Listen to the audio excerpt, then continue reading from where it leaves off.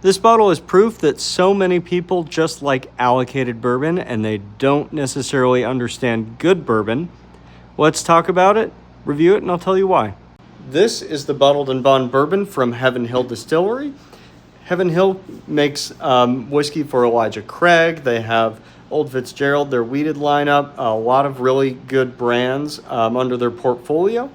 This is a 78% corn, 12% malted barley, and 10% rye mash bill, and it is aged at 7 years and 100 proof. A little bit older than most bottled and bond products. The nose is very nice. It's very sweet. A lot of vanilla, some creme brulee going on, oak, just a touch of like a leather and a tobacco note. Getting just a touch of like a Honeycrisp apple as well.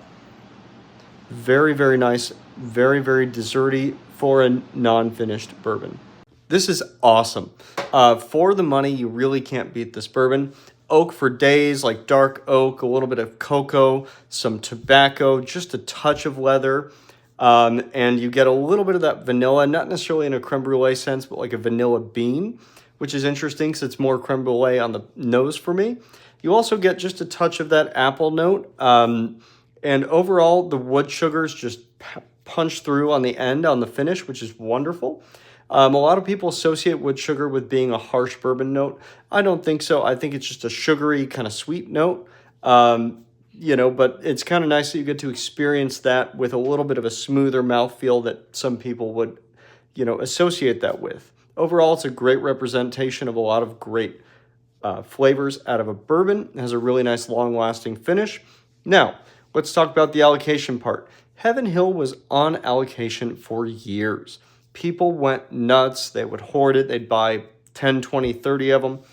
And then all of a sudden, they just started showing up at Costco. And just like that, they were off allocation. No one's buying them anymore.